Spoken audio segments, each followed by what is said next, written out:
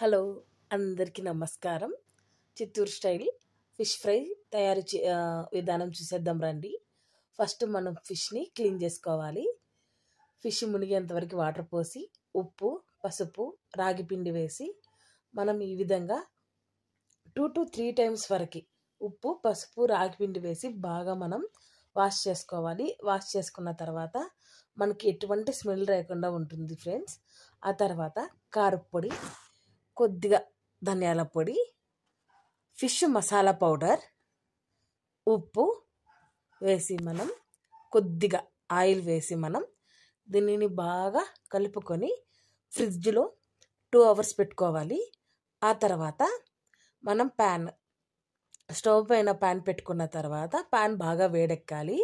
వేడెక్కిన తర్వాత మనం ఫ్రిడ్జ్లో పెట్టుకున్నటువంటి ఫిష్ని ఈ విధంగా ప్యాన్ మీద వేసి మనం హై ఫ్లేమ్లోనే ఫ్రై బాగా నీట్గా చేసుకోవాలి ఫ్రెండ్స్.